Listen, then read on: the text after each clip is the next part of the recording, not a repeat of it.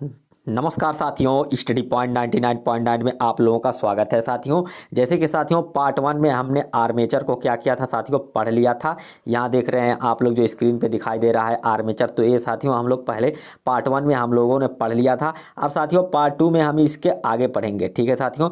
जैसे कि आप लोग स्क्रीन पर देख पा रहे हैं कि यहाँ लिखा हुआ है कि समकारी रिंग, ठीक है साथियों। क्या लिखा हुआ है? समकारी रिंग। साथियों ये क्या होता है? जैसे कि साथियों पहले हम देखेंगे इसका निर्माण, ठीक है।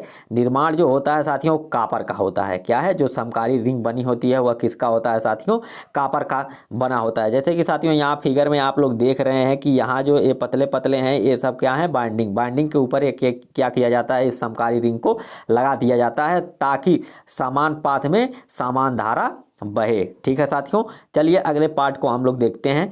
जैसे कि अगला पार्ट देखिए, अगला पार्ट जो दिया हुआ है कम्यूटेटर या द्विपरिवर्तक, आप लोगों को स्क्रीन पे दिखाई दे रहा होगा। यहाँ देखिए आप लोग लिखा हुआ है कम्यूटेटर और यहाँ लिखा हुआ है द्विपरिवर्तक। साथियों एकदम मोस्ट इंपॉर्टेंट चीज़ है, ठीक है। और एएलपी हुआ या यूपीपीसीएल टेक्नीशियन, ठीक है। यूपीपीसीएल जो पेपर होता है साथियों Uttar Pradesh power corporation limited का, ठीक है। उसमें TG2, ठीक है साथियों, उसमें ये परीक्षा में हमेशा 1-2 क्वेश्चन यहाँ से आ जाते हैं, ठीक है। और एएलपी का साथियों जो टेक्नीशियन ट्रेड है, जो इलेक्ट्रीशियन ट्रेड होता है साथियों, उसमें इससे जो प्रश्न बनते हैं साथियों जरूर कम्यूटेटर से 1-2 प्रश्न आ जाते हैं। और डीसी मोटर बहुत ही इंपॉर्टेंट होते हैं, जितने भी मशीन है साथियों बहुत ही इंपॉर्टेंट चैप्टर होते हैं। तो साथियों हम लोग स्टेप बाय स्टेप सारे चीज़ को देखते हुए चलेंगे। चलिए साथियों इसको देखते हैं कम्यूटेटर को। जैसे कि देखिए इसका निर्माण जो होता है साथियों, ये जो होता है हार्ड ड्रेन कापर से होता है। क्या होता है साथियों? हार्ड ड्रेन कापर यानी कठोर कृषित तांबा से, ठीक है। कठोर कृषित तांबा से इसका क्या होता है साथियों? निर्माण होता है, ठीक है। यहाँ देखिए कार्य जो होता है इसका कार्य होता है साथियों एसी को डीसी में परिवर्तित करना, इसका क्या होता है साथियों? कार्य होता है। यहाँ देखिए ये जो डीसी होता है साथियों ये पूर्ण तरंग दृष्टिकारी की तरह क्या होता है साथियों, ये जो होता है ये काम करता है, ठीक है साथियों। चलिए आगे देखते हैं। इसका अन्य नाम मैकेनिकल रेक्टिफायर होता है, ठीक है साथियों। क्या नाम होता है इसका? अन्य नाम मैकेनिकल रेक्टिफायर। मैकेनिकल का मतलब ये होता है कि साथियों जो यांत्रिकी होती है, जैसे कि ये यंत्र होता है यांत्रिकी, ठीक है, वो रेक्टिफायर का काम करता है। यानी रेक्टिफायर का मुख्य काम होता है साथियों एसी को डीसी में बदलना, ठीक है। तो यहाँ मैकेनिकल यानी यांत्रिकी रेक्टिफायर इसको कहा जाता है, ठीक है साथियों। तो चलिए इसके हम लोग इसके स्ट्रक्चर को थोड़ा सा देख लेते हैं साथियों। इसमें जो फिगर बनवाया गया है साथियों ये देखिए, यहाँ देखिए ये जो आपको काला काला सा दिखाई दे रहा है साथियों, यहाँ क्या होता है? जो कम्यूटेटर होता है साथियों, तो कम्यूटेटर ऐसे रिंग की तरह नहीं होता। उसमें क्या होते हैं कि साथियों एक कटे होते हैं, ठीक है। फिगर तो है नहीं इसमें, नहीं तो मैं आपको दिखा देता, ठीक है। ऐसे इस तरह से होता है साथियों। उसमें क्या होता है कि ऐसे ऐसे कटा हुआ होता है। तो यहाँ जो दिखाया हुआ है, ठीक है, इसको आप लोग देखिए। तो देखिए यहाँ जो होता है क्या कि यहाँ माइका भर दिया जाता है, ठीक है। जो भी यहाँ कटा हुआ स्पेस होता है, ठीक है, वहाँ क्या करते हैं हम लोग? माइका भर देते हैं, जिसका हिंदी नाम क्या होता है? अभ्रक होता है, ठीक है। और जो यहाँ जो बचा होता है उसको हम लोग क्या कहते हैं? सेगमेंट खंड बोलते हैं। क्या कहते हैं? सेगमेंट खंड बोलते हैं। और साथियों इसी पे बाइंडिंग क्या होती है? लगी होती है। जो कि यहाँ देखिए एक खाली स्पेस जो उभरा हुआ भाग यहाँ का दिखाई दे रहा है साथियों, उसको हम लोग क्या कहते हैं? राइजर कहते हैं। क्या कहते हैं? राइजर। और साथियों ये जो कॉइल होता है वो जा करके इस वाले भाग जो सेगमेंट होता है इसी पे क्या होता है? जुड़ा होता है, ठीक है। तो चलिए यहाँ तो आप लोगों ने कम्यूटेटर का फिगर तो देख ही लिया, हाथ से बनाया हुआ फिगर है, ठीक है साथियों। और मैं इसके फिगर को डाउनलोड करके आप लोगों को अगले वीडियो में दिखा दूंगा साथियों, ठीक है। तो चलिए अगला देखिए। यहाँ देखिए माइका, ठीक है। माइका आखिर क्यों भरते हैं इसका जवाब यहाँ पर है साथियों। आखिर यहाँ दूसरा भी पदार्थ हम लोग भर सकते थे, लेकिन क्यों हम माइका को चुनते हैं? तो इसका कारण इसमें बताया गया है। जैसे कि साथियों देखिए विद्युत का कुचालक एवं ऊष्मा का सुचालक होता है साथियों। ये दोनों सेगमेंट आपस में साट ना करें, इसलिए यहाँ पर क्या होता है? इसको हम लोग कुचालक पदार्थ भरते हैं जो कि माइका होता है, ठीक है।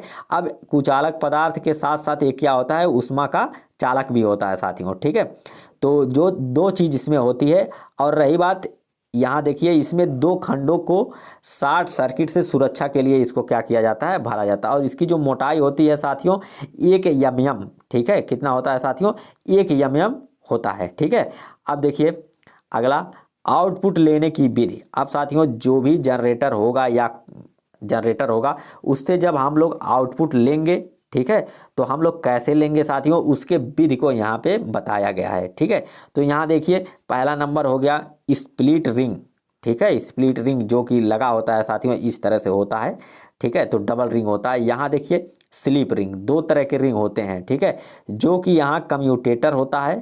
ठीक है, और यहाँ देखिए ये जो फिगर बनाया गया हुआ है साथियों, ये स्लिप रिंग का, ठीक है, ये एक चक्कर है। ठीक है, पूर्ण तरंग। ठीक है, तो चलिए आगे देखते हैं हम लोग।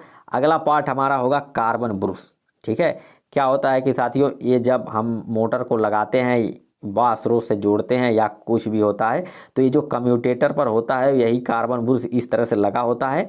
ठीक है, तो कार्बन ब्रुश इस तरह से लगा होता है साथियों, यही कार्बन और ये जो होता है घूमता है। ठीक है, और यह क्या होता है इसी पे लगा होता है, इसी के माध्यम से हम लोग क्या करते हैं साथियों, स्रोत से जोड़ते हैं। ठीक है, या लोड इसी से माध्यम से देते हैं। ठीक है, तो चलिए इसको हम लोग देख लेते हैं।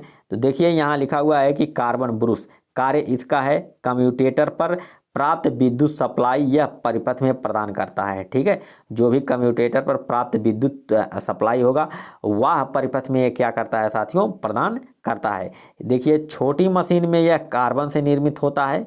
साथियों इस चीज़ को ध्यान दीजिएगा, छोटी मशीन में ये जो है एक कार्बन से निर्मित होता है, बड़ी मशीन में यह किससे निर्मित होता है, तांबा से होता है। ठीक है साथियों, यहाँ देखिए कार्बन का प्रयोग क्यों, आखिर कार्बन का प्रयोग हम लोग क्यों करते हैं, यहाँ इसका ये जवाब लिखा हुआ है। ठीक है साथियों, तो इसको एक बार आप लोग देख लीजिए। ठीक है, तो देखिए यहाँ कार्बन का प्रयोग जब करते हैं इसकी क्या होता है, ऑक्सीकरण प्रभाव नहीं होगा। ठीक है साथियों, कार्बन का ऑक्सीकरण प्रभाव नहीं होता है। यहाँ देखिए अगला दिया है इसका टेम्परेचर, अगर टेम्परेचर भी बढ़ेगा और यहाँ क्या होगा कि ये जो चालकता है, ठीक है, इसको क्या कहते हैं, चालक। ठीक है, ये भी क्या होता है, अधिक या बढ़ता है। ठीक है, और यहाँ देखिए कम्यूटेटर को नुकसान नहीं पहुंचाता है। सबसे बड़ी यही एक हमारा क्या है साथियों, इंपॉर्टेंट चीज़ है कि एक कम्यूटेटर को नुकसान नहीं पहुंचाता है, अपने स्वयं ही क्या करता है साथियों, घिस जाता है।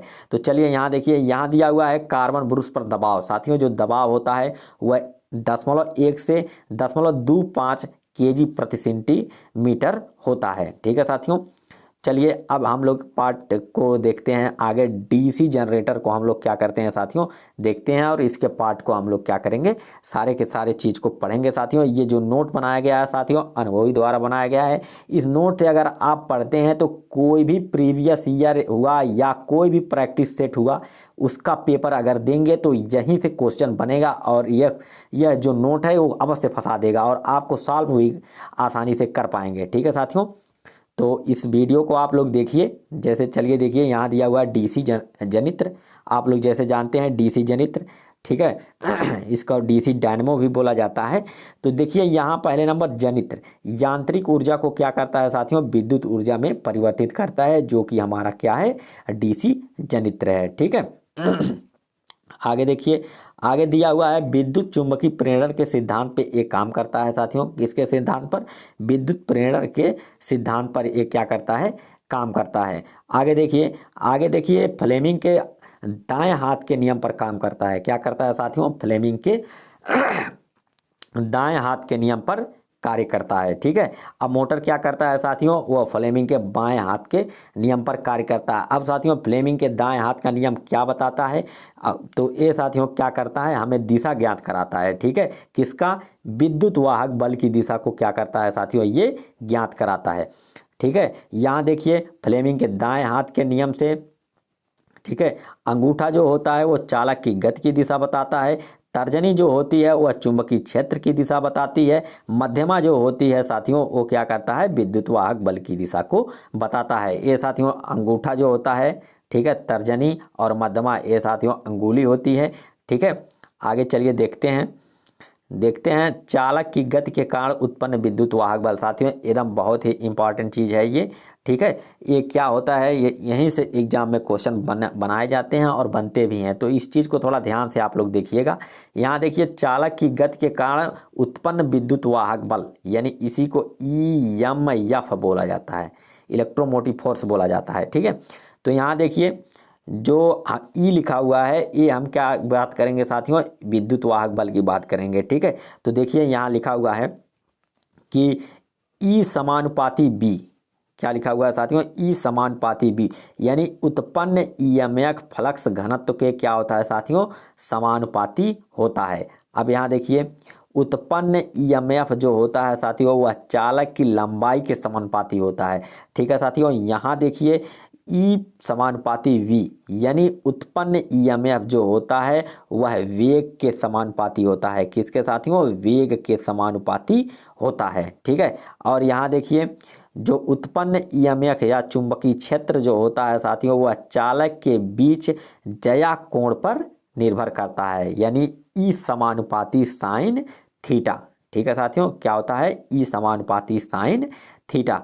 आगे चलिए देखिए इस समीकरण को देखते हुए हम समीकरण को देखते हैं। जैसे सभी समीकरण को देखते हुए, ठीक है, जैसे कि साथियों अगर ई बराबर सारा समीकरण हम लोग लेते हैं, देखिए ये यहाँ थोड़ा सा नीचे करते हैं इसको, यहाँ देखिए, यहाँ देखेंगे हम लोग ई समानुपाती बी, ई समानुपाती यल और ई समानुपाती वी दिया हुआ है, यहाँ ई समानुपाती साइन थीटा दिया हुआ है। ठीक है, तो यहाँ देखिए उसी समीकरण को देखते हुए ई बराबर हमने लिख दिया B L V sine theta. क्या लिख दिया साथियों, बी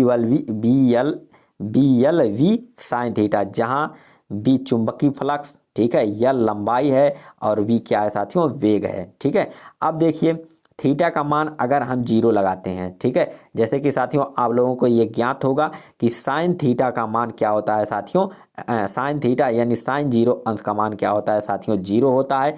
अगर यहाँ 0 लगाते हैं तो गुणा करेंगे तो ये क्या हो जाएगा साथियों, ईएमएफ 0 हो जाएगा, यानी इसका मान क्या हो जाएगा, न्यूनतम हो जाएगा। कब होगा, जब साइन 0 अंश का थीटा का मान, जब साइन या थीटा का मान क्या होगा, 0 अंश होगा साथियों। ठीक है, और देखिए जब ईएमएफ होता है क्या होता है कि साथियों ये जब चालक को काटता है, ठीक है, यहाँ देखिए अगर थीटा का मान हम 90 अंश लगाते हैं तो यहाँ क्या होता है कि साइन 90 अंश का मान 1 होता है, यानी ये जो बनेगा ई बराबर जो बनेगा BLV बनेगा, यानी ये जो मान होगा क्या होगा, अधिकतम मान होगा।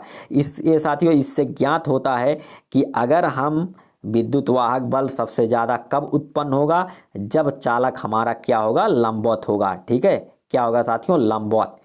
ठीक है, तो यहाँ अधिकतम मान लिखा हुआ, लंबवत में क्या होगा साथियों, इसका मान अधिकतम होगा।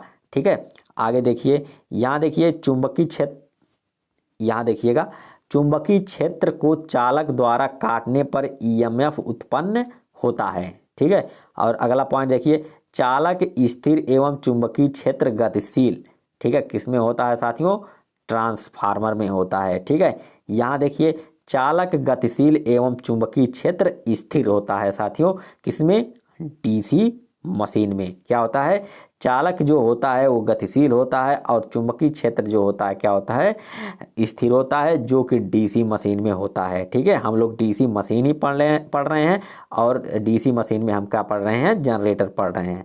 अब साथियों नीचे आप लोगों को एक ग्राफ दिखाई दे रहा होगा। ठीक है साथियों, एक ग्राफ क्या हुआ है साथियों, ये जो तरंग बनाया गया है साइनोसॉइडल तरंग है। ठीक है, कौन सा तरंग है साथियों, साइनोसॉइडल तरंग है। और जो वीएम बनाया गया है, मतलब ये मैक्सिमम जो वोल्टेज है। ठीक है, तो मैक्सिमम वोल्टेज यहाँ पे होता है साथियों, जिसको हम पीक बोलते हैं। क्या बोलते हैं साथियों, पीक वोल्टेज। अब साथियों यहाँ से यहाँ तक जो दूरी होती है उसको हम धनात्मक लेते हैं, यानी यहाँ जो वीएम लिखा हुआ है इसलिए इसको क्या लिखा है, धनात्मक लिखा हुआ है। और जो साथियों यहाँ से यहाँ तक की दूरी लेते हैं हम उसको क्या करते हैं, ऋणात्मक लेते हैं। ठीक है, अब देखिए यहाँ से यहाँ तक जो होता है एक तरंग, मतलब एक चक्र पूरा होता है। ठीक है, जिसको हम लोग क्या कहते हैं, साइन थीटा से व्यक्त करते हैं। ठीक है साथियों, चलिए आगे देखते हैं। आगे साथियों हम लोग विद्युत वाहक बल का समीकरण देखेंगे। तो साथियों जैसे कि अगर आप लोग इस फिगर को देख पा रहे हैं तो यहाँ आप लोग ये चीज़, जैसे कि साथियों ये चीज़ बीटेक उटेक वाले जो होते हैं जैसे पॉलिटेक्निक वगैरह, वहाँ पर इनको क्या किया जाता है कि साथियों जो समीकरण होता है उसको सिद्ध करा करके ये सूत्र लाया जाता है। और हम लोगों को जो ITI वाले होते हैं साथियों, ITI वालों के लिए ये डायरेक्ट सूत्र दे दिया जाता है। ठीक है, तो यहाँ इस सूत्र को आप लोग देख लीजिए एक बार और इसको याद कर लीजिए, क्योंकि जितने भी न्यूमेरिकल क्वेश्चन बनते हैं DC मशीन से डीसी मशीन हुआ या एसी मशीन हुआ, इस फार्मूले का बहुत ही उपयोग होता है। एकदम मोस्ट इम्पॉर्टेंट चीज़ें एक है ये साथियों, ठीक है। तो इसको आप लोग क्या करिए, एकदम याद कर लीजिए, जो कि यहाँ दिया हुआ है E बराबर फाइव जेड एन, ठीक है, बटा 60 या फाइव जेड एन पी बटा 60 ए, ठीक है साथियों। इस चीज़ को आप लोग एक बार देख लीजिए और इसको एकदम कंठस्थ कर लीजिए, ठीक है। अब देखिए इसमें जो फाई है और जेड है ये क्या है, ठीक है, इस चीज़ को आप लोग देख लीजिए, ठीक है।